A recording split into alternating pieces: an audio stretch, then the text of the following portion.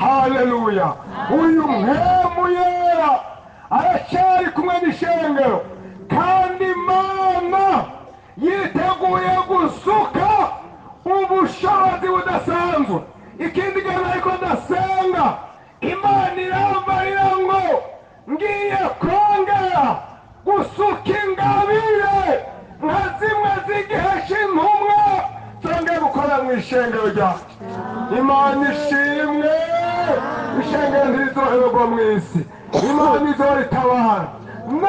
Muri iyi minsi nagize umubabaro mu mutima, ndiko nditegereza abatama bacu batuvyaje ubutumwa, abavyeyi bacu badusengeye bariko baragenda, bariko barasozera.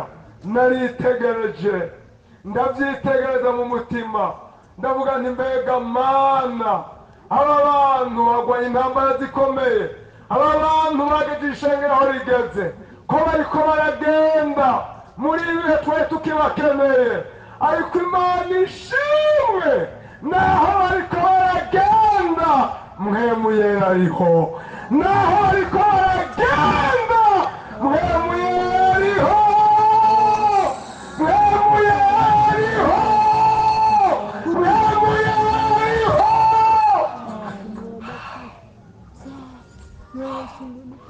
Imana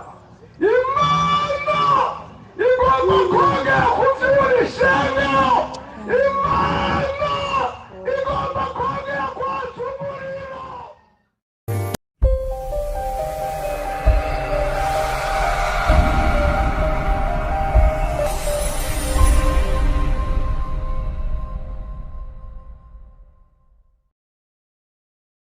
Kumenya ibi bihe biradusaba guhishurirwa.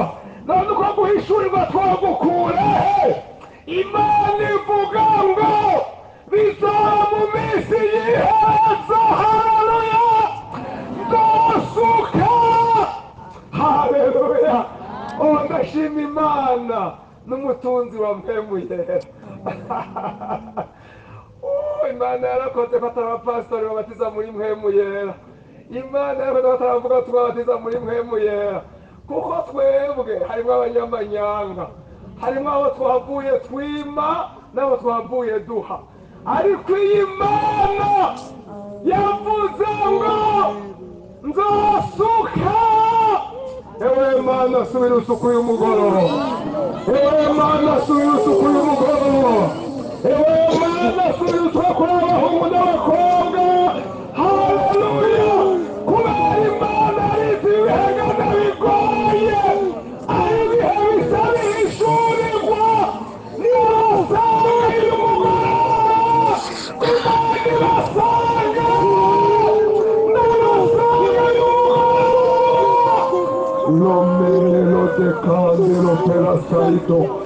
Haleluya. Ndagusengeye mwene data. Haleluya.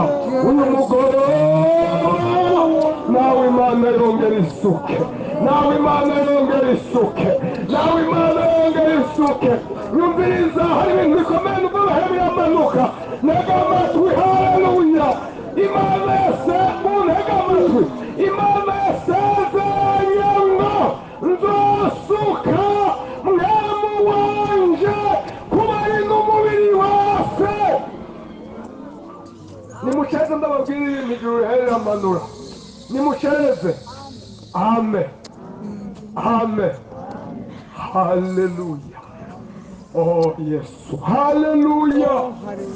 Ibi bihe kubera inkomezi z'ikuzimu ziriko ziraduga ari nyinshi kurwanya umugani wa Yesu, kubera hari amashirahamwe akomeye y'abakozi ba Satani ariko arakora kugira ngo asambure ishengero ry'Imana. Imana ifise umugambi ukomeye, umugambi wo gusuka ubushobozi butari bwarigeze gusukwa mu bindi bihe byadutanguriye. Ndabifurije ubwo bushobozi mu izina rya Yesu. Yesu. Haleluya. Imana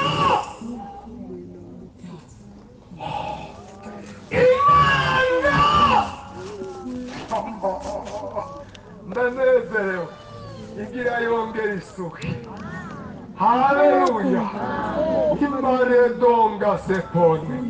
Imana igira yongera ihagurutsa abakozi badasanzwe. Imana igira yongera isiga amavuta abakozi yahamagaye.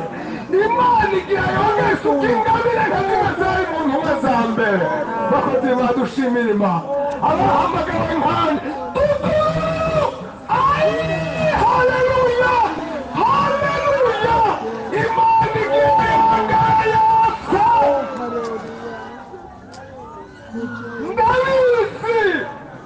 Ndabizi ishangiro rigize ibihe bikomeye rihura n'intambara n'ibibazo, ariko umwami wajya ari maso arariteramiye.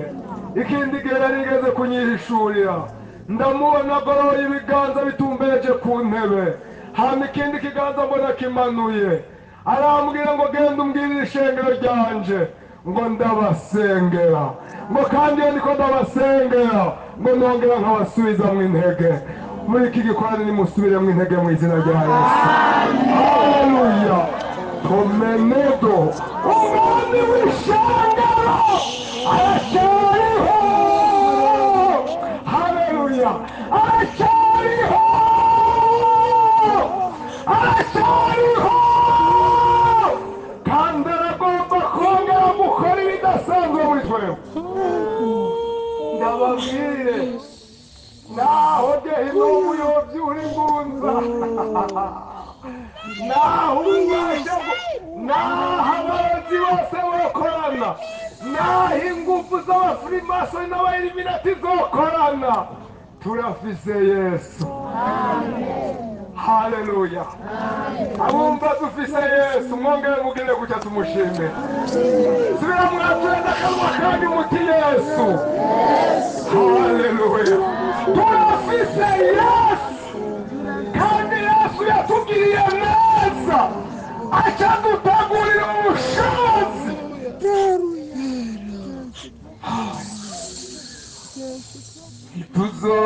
Ntituzotinya, ntituzomaramara, twegamiye umugabo akomeye, uwadutsinze.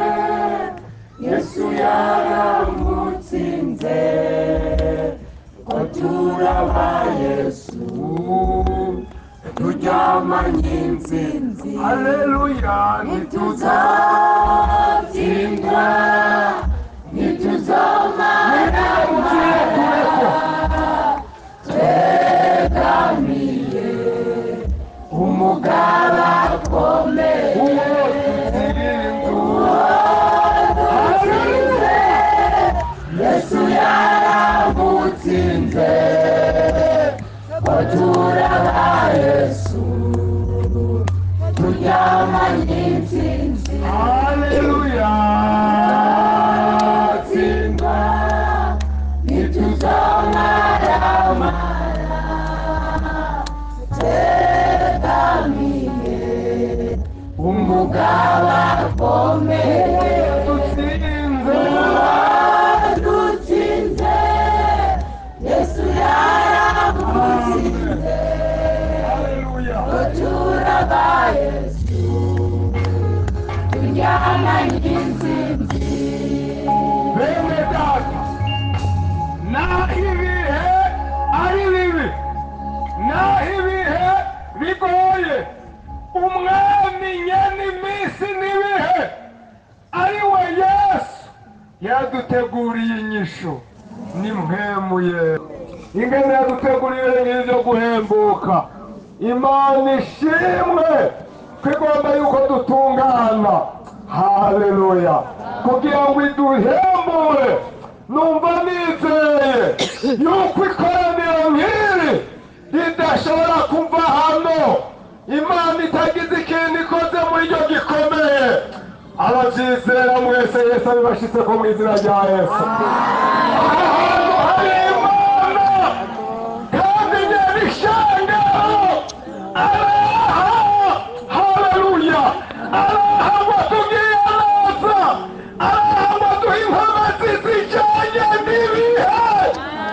Ndakwifurije ushikirwe, abakozi dushikirwe mu izina rya Yesu. Haleluya! kubera turiko dukora Imana mu bihe bigoye. Amen. Imana ihezagira abungere b'iri shengero n'abakozi b'Imana iri shengero kubw'iyi porogaramu nk'iyi yo kugira ngo dukorane twongere tugirwe neza. Bisa amajambo yongera kuri aya y'umuriro wa Mpwemu Yera ukwiye kwama waka ntuzime, urawuteramira ntuzime, urawuteramira ntuzime, urawuteramira ntuzime, urawuteramira ntuzime, n'umubiri urawuteramira ntuzime. Nagomba soma amajambo naje ahuye cyane nayo umukozi w'Imana yagiye kwigisha, niyo majambo senza Imana yampaye ngo nze mvuge muri iki gikorane, kandi akanya kose nzogira ubuntu bwo guhagarara imbere yanyu nzovuga namwe kuri aya majambo tugira dusome. Ndaza kubabwira icigwa cyacu ngene citwa. Dusome mu Byakozwe n'Intumwa 2 hariya tuvuye. Ndaja gusoma umurongo wa 17 n'umurongo wa 18. Nja ngenda hariya mu cete cyandikiwe Abanyefeso, ngira ngo uyu mugoroba noza gusozera mu cete cya 2 Pawulo yandikiye Timoteyo. Dusome hajya 2:17 na 18. Ibyakozwe n'Intumwa. Dusome mu izina rya Yesu. Bizoba mu minsi y'iherezo niko Imana yavuze, nzosuka Mpwemu wanje ku bari n'umubiri bose, kandi abahungu n'abakobwa banyu bazovugishwa nanje, n'imisore yanyu izobona ivyo yeretswe, n'abatama banyu bazorota indoto. Mbere n'abashumba banje b'abahungu n'abakobwa muri iyo minsi nzobasukako Mpwemu wanje bavugishwe nanje. Amena. Ikigwa imbere mu cete Pawulo yandikiye Abanyefeso 5:15. urawuteramira ntuzime, urawuteramira ntuzime, urawuteramira ntuzime,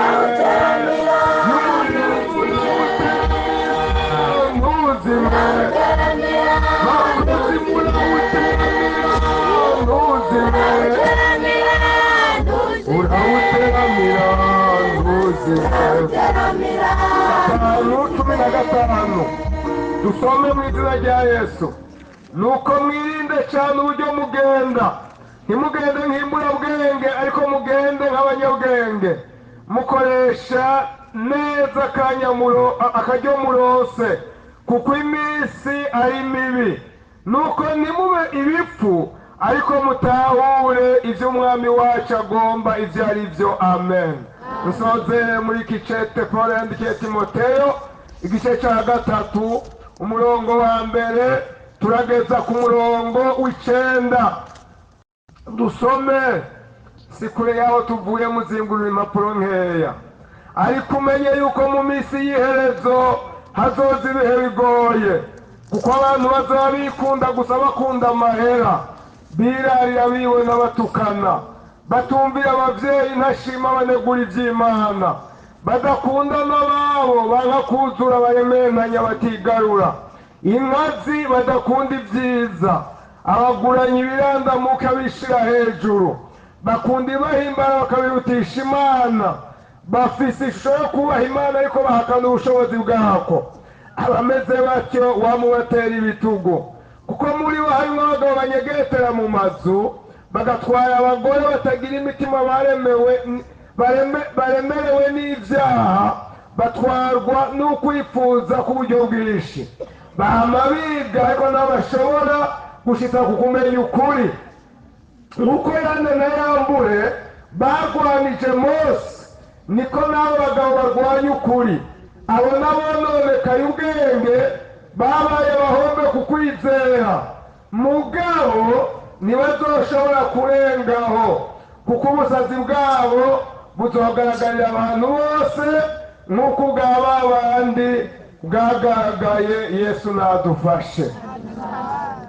Mfise aya majambo Imana yampaye, ngomba mvugane namwe ku bihe bya nyuma, ibi bihe turimwo, ibi bihe byashitse bamwe bakabivukiramwo bakavyarukiramwo. Uko iminsi ihera tubona impinduka zikomeye, tubona ibintu byinshi bihindagurika. Hari umupasitori w'umugenzi wanje yarambariye mu minsi iheze, twebwe turaganira ku by'ibi bihe, arambarira ngo iyo mbonye umwana avuka muri iyi myaka ngo arantera akagongo, ngo nkiyumvira newe mwana yawe waruzi imyaka uvutse mwogenisa.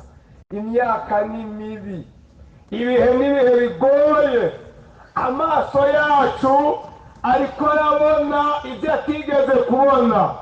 Iyi nyigisho nzovugana namwe nisunze ijambo ry'Imana, nzoganira namwe icyo Imana yanyigishije kuri ibi bihe, nzovugana namwe ku bintu bishika ndwi Shetani ariko yakoreramwo ashimitse cyane, kandi akanya kose nzoronka nzogerageza kugira ngo mvugane n'ishengero ry'Imana y'amajambo. Reka uyu mugoroba mere nk'utangura kino cigwa nyarukije, hama dusenge Imana. Harya twasomye mu cete Pawulo yandikiye Timoteyo, aramubwira ngo ariko umenye yuko mu minsi y'iherezo hazoza ibihe bimeze gutega bene data. Nagomba ko tujyana kandi mu nyishure, nibaza ko nabagoye. Ibihe bimeze gute? Ibihe bigoye. Kandi nagira mvuge ngo iyi minsi turimwo ni minsi y'iherezo, kandi bimwe ibihe bigoye. Ibi bihe bya nyuma biragoye, tuzomanya kubivugako. Biragoye ku bakozi b'Imana, biragoye ku baririmbyi, biragoye ku bubatse, biragoye kugwaruka, biragoye mu ishengero, biragoye hanze y'ishengero. Ibi bihe ni ibihe bigoye. Yesu yari yarabibonye, arigera no kwibaza ngo mbega umwana w'umuntu niyaza azosanga ukwizera mu isi? Ni ibihe bigoye. Abantu bari no mu ishengero ngo bakama biga ariko ntibashike kukumenya ukuri. Urabona abantu nkatwishaye ngaha, abantu bakiga ariko bagataha batamenya ukuri. Yesu adufashe. Yewe amajambo ndiko ndayiyumvira ko numvise mu mutima umenga nosenga, nkuko abarinzi bariko baririmba harya ngo Imana yongere itwishurire muri iki gikorwa. Mbega murumva Imana yotwishurire? Haleluya. Imana yongere itwishurire. Imana yongere itwishurire kandi dukwiye kuyikorera, kuko umuntu ashobora kwiga ariko ntamenye. Umuntu akamara umwanya munini yiga ariko ntamenye. Abo turiko turajyana gutya. Aha, Imana ibaheza ati Yesu atwishurire. haleluya. Ibi bintu by'Imana birahishijwe. Ahandi Yesu yabivuze ko ibi by'ubwami bw'Imana ngo bimeze nk'umuntu yubutse ku zahabu, biranyegeye. Hari abantu turi kumwe batarigera babimenya, twama tujana ariko ntibabimenye. Nagomba muri iyi nyigisho Imana izi kwihishurire, izi kugendere, kubera turi mu bihe bimaze gutagabanana, bigoye bene data, bigoye. Aya majambo Imana iri kuyayama, narahuye n'ubushobozi bw'umwiza bungwanya, ariko Imana ishimwe nzoyavuga tu. Ibihe bigoye bigiye gutuma abantu benshi mu ishengero bibananira bakava mu buntu bw'Imana. Bigoye bigiye gutuma abantu benshi bihakana Yesu. Bigoye gusumba intambara z'amasase n'amasoro. Bigoye bishobora kuniga abantu mu buryo bw'impwemu. Ndagomba Imana ikwihishurire mu izina rya Yesu. Hangahe bumva Imana yo twihishurira. Abumva Imana yo twihishurira ngira kujya turabe. Nagomba mugoroye ibiganza gutya. Wongera ubwira Imana ati Mana ndagomba unyihishurire. Haleluya. Mana ndagomba unyihishurire. Reka ibisa umugenzo Mana. Haleluya.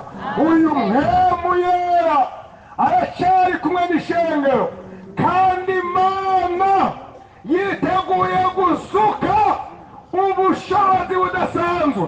Ikindi gihe ariko ndasenga, Imana irambarira ngo ngiye kongera gusuka ingabire nka zimwe z'igihe cy'intumwa zongeye gukora mu ishengero ryacu.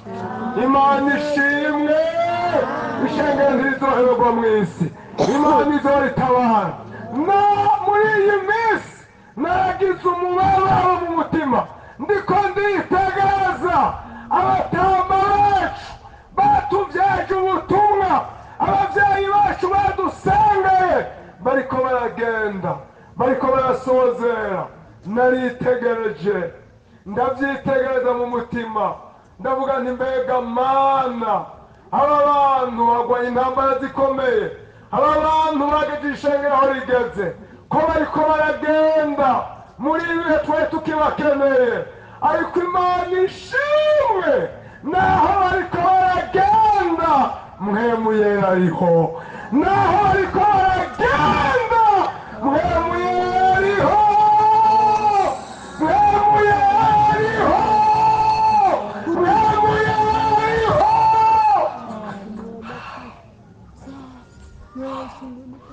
Imana igomba kongera kuzura ishengero. Imana igomba kongera kwatsa umuriro.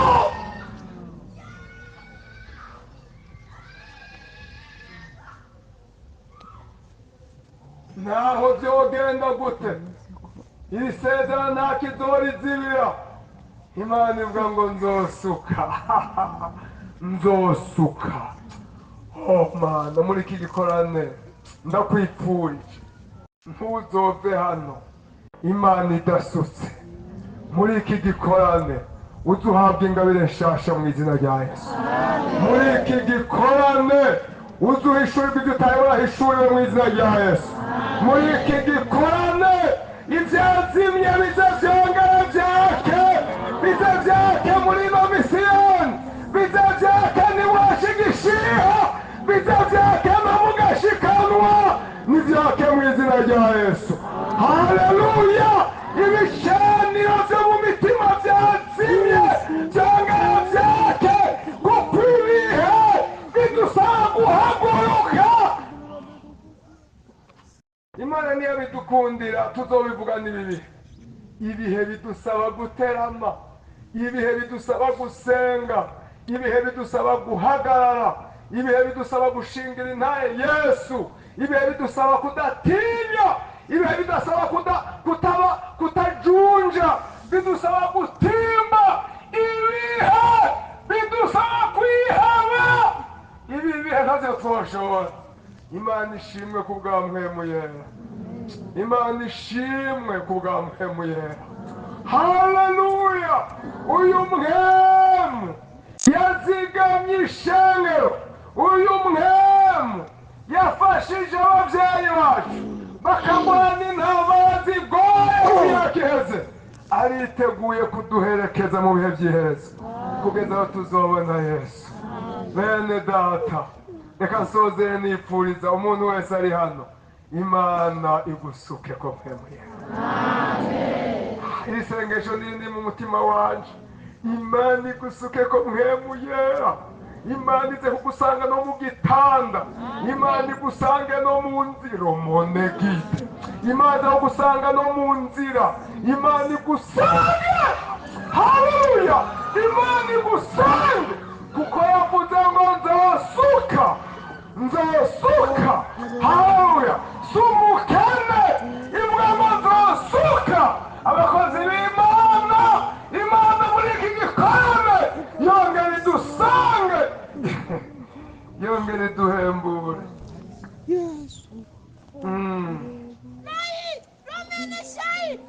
Kazo uri muri iki gikorane ukumva Imana ikubariye ati ntuje, urazore gufata umwanya wo gusenga. Ukumva Imana iragukanguye, urazobyuka ufata akanya, wirinde gusa kugora uwo muryamanye, ariko ubwira Imana hari umugambi Imana ifise hano. Haleluya! Hari abakozi Imana igira yongera isezerane nabo. Haleluya! Hari amavuta Imana igira yongera isiga ishengero ryayo. Ndakwifurije kugirirwa neza n'Imana. Ibihe bisa nabi bidusaba ubushobozi, bidusaba uyu murimo, bidusaba kwaka, bidusaba ububasha. Amen. N'aya majambo y'Imana, Yesu agukomeze, Yesu akubyure, Yesu agukangure kugira ngo uhangane n'ibihe, kugira ngo ushobore guhangana nabyo, niwuzure mpwemu yera. Mani bahezagire mwese mu izina rya Yesu. Amen.